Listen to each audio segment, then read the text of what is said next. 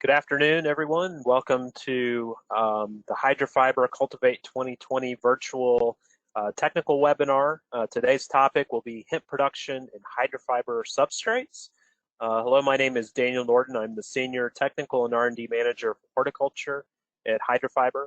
And I've got a special guest with me today, Kristen McGuigan, who's our Technical Account Manager for Horticulture. Thanks for joining today, Kristen. Hey, Daniel, thanks a lot for inviting me to join today. It's sure been interesting times, since the federal government passed the Farm Bill in 2018. There was an inclusion for growers who produce cannabis plants to produce plants with 0.3% THC or less. And this has definitely garnered a huge amount of interest from a variety of different growers and different growing environmental systems, different size growers in this crop. So let's get started. We'd like to take a look today at how hemp and hydrofiber pair well and take a look at some of the frequently asked questions. Okay. If you want to advance, yeah, perfect. So for anyone new to hydrofiber, let's just take a couple minutes and just talk about some of the key points of the product. It's a wood fiber material. It's made from southern yellow or loblolly pine. It's made in beautiful Conover, North Carolina. We only use the one species to make hydrofiber, and we're right in the midst of timber country. So the trees themselves are felled for other products, and the chips that are left behind are very viable. And we receive these chips from about a day's drive at our plant. Very good sustainable message with the product. And we age the chips on site for a couple weeks to begin the decomposition process. And then we essentially flash cook and thermally refine them. Now, this is important for a couple of reasons, because the heating process essentially makes the product sterile. So you're not going to have any unwanted pathogens when you receive the hydrofiber material from us. The other thing that it does is it creates a lot of surface area on the fibers, which means that there's a lot of places for water to enter the fibers and move lower in the container. So it's basically helping your mix work smarter. So one of the commonly asked questions that we get when we talk with growers who are growing hemp is, what hydrofiber grade is right for them, but more importantly, will hydrofiber hold too much water as well? Yeah, and it's important in any growing media for crops to manage irrigation properly, but especially in hemp plants. They do not like wet, soggy soils. It's particularly important after transplant that a hydrofiber blend in general is going to hold about 20% more water. And with that wicking system that we talked about with the fibers, you're often going to see dry surface. So if you're very much a visual grower, your soil surface may look dry, but when you come by and pick up that container, it may tell you a different story. So again, it's very important in the beginning that growers pick up those pots to determine how wet or dry the soil is. In general, you want to look at having around a 60 to 65% moisture content, and a real quick, good judge of how wet the blend is to take a handful of that soil, squeeze it in your hand. If you're dripping water out of your hand, you probably are past that 65% moisture content. You got a little too much. And if you are too dry when you open your hand, that soil ball is basically going to crumble. So you want it to just hold form in your hand as a quick judge of if your media is dry or at that right sweet spot. Having too wet of media can cause plants to stall after transplant. It can also make filling containers a little bit difficult, as your media may be a little too clumpy. You asked about which hydrofiber grade, and for customers that we've been working with hemp, they're looking at using the 160 or the 365 blend. And we'd like to talk with customers individually about that, because a lot of it's going to depend on their, where they're growing, what their production practices are, and we can help fine tune that in a conversation.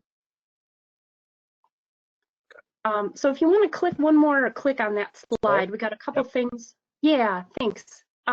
Oh, sorry, we do want to talk about surfactants or wetting agents.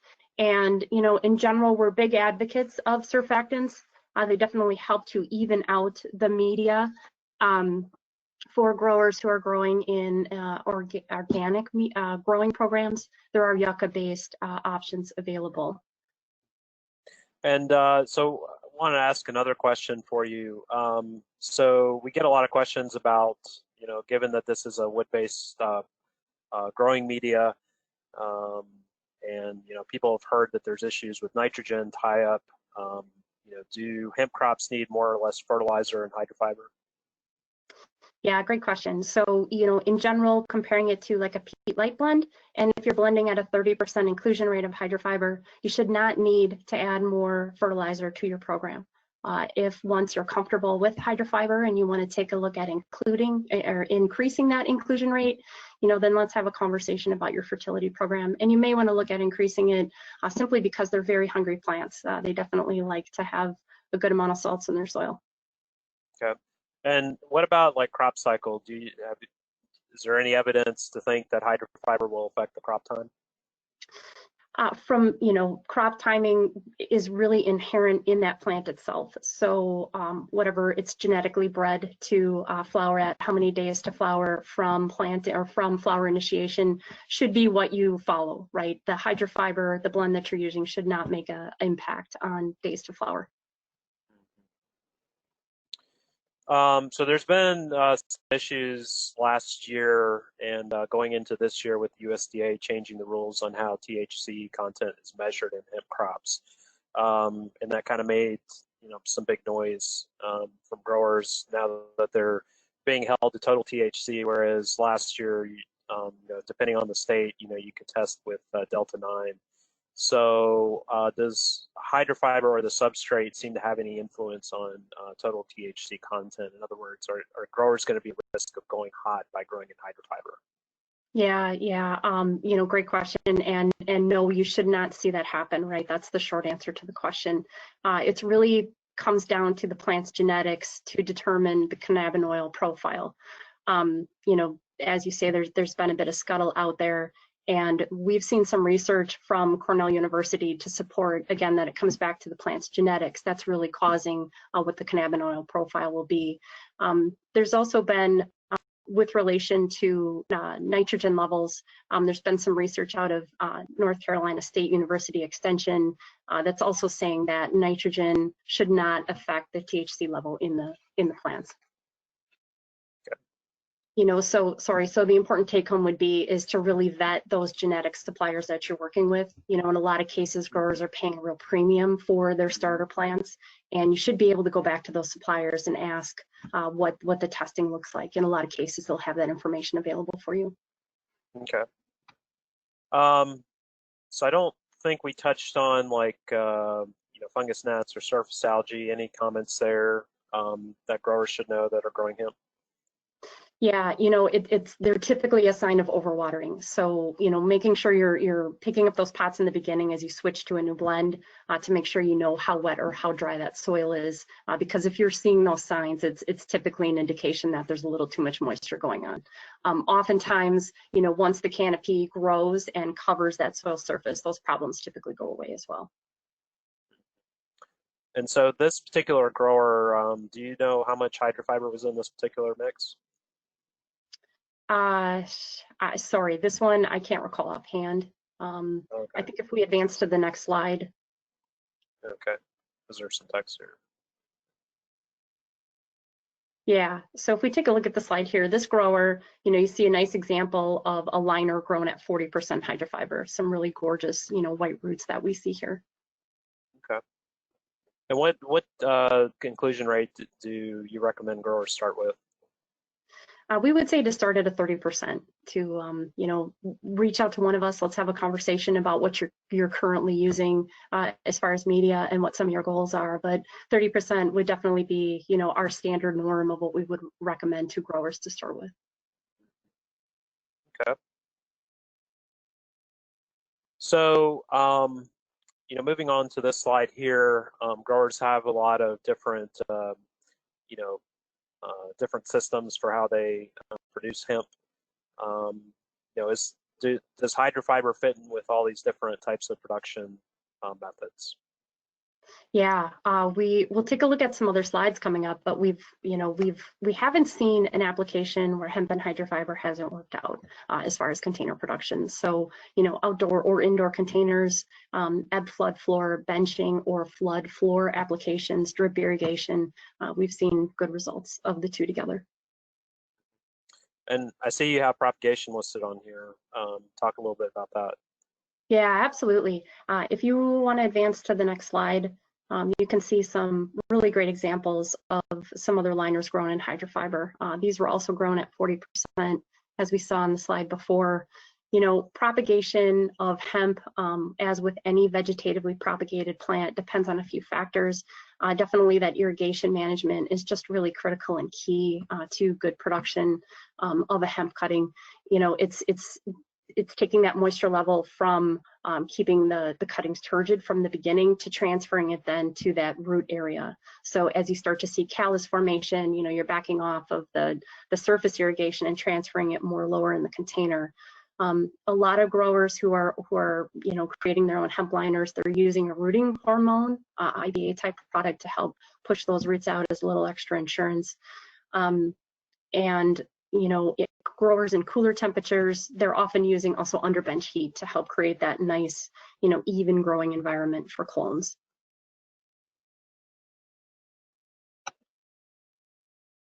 Producing a liner is certainly one of your first steps, and say for any growers on the call finishing on the hemp, if you want to take a look at the next slide, we got some nice examples of just a couple different growing regimes. So here you're looking at a flood irrigation system. You see the control on the left, so we're grower in at 80% peat with 20% perlite, and taking a look at a 65% peat with 30% hydrofiber. This blend here was grown in a 160 fiber size, and the next slide shows another example of some different regimes grown next to each other. These were all grown in the same greenhouse zone. So you're taking a look at the far left of a 80% peat with 20% perlite. In the middle, you have a 50% peat with 50% perlite. And then on the far right, you have that same control as 65% peat with 35% hydrofiber, again in the 160. And this was drip irrigation. And the plants all look pretty even and nice.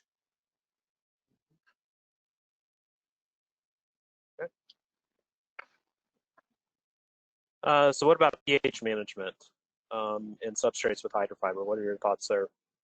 Yeah, so for growers in a core-based media, if they're pairing core with hydrofiber, in general, you shouldn't need to apply lime to adjust the media. Certainly we'd want to test it and see how things are looking, but you shouldn't have to make any changes.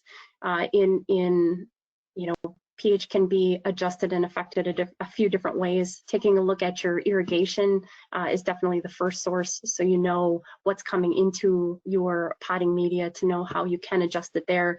Other growers may decide to adjust it in their amendment package, and that's definitely something we can talk with growers specifically about.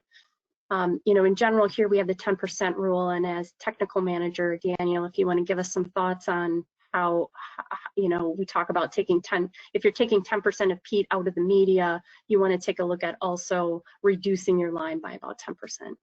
Yeah, absolutely. So we've used this this data a lot from University of New Hampshire, and regardless of what crop you're growing, the chemical properties hold true for hydrofiber and peat or core. Those are kind of the three most popular raw materials. If you're a cannabis grower or a hemp grower and you're just looking to remove the perlite out of the substrate, hydrofiber is a great option. I know that particularly in California, there's a lot of concern about perlite getting into streams and having, being an environmental risk for salmon. But hydrofiber makes a great substitute there. The good news is that if you're just simply swapping out the perlite for hydrofiber, there's no change in lime rate at all. Really, the key thing that you need to be concerned about is, after you've replaced the perlite in the substrate and you want to reduce the amount of peat moss that's in there, as Kristen mentioned, for every 10% of peat that you remove and replace with hydrofiber, it's important that you reduce your lime rate by 10% so that you don't overshoot your pH. Okay. Thanks, Daniel. So, just a few thoughts as far as a summary. The initial moisture is really key. It's really the foundation that starts out your crop. So definitely taking the time and doing your due diligence at each planting to make sure that you're at the right moisture management will definitely be a good start for success. When we talked before, you want to aim for that 60 to 65% moisture content. Picking up those pots before you irrigate, that's also something that's really critical to make sure that you do. The surface of your media can be deceiving, so pick up those containers before you irrigate. A variety of different environmental systems, irrigation systems are definitely applicable to growing hydrofiber. So if you have whatever you're growing in out there, we'll be happy to talk with you and take a look at the crop in a hydrofiber blend.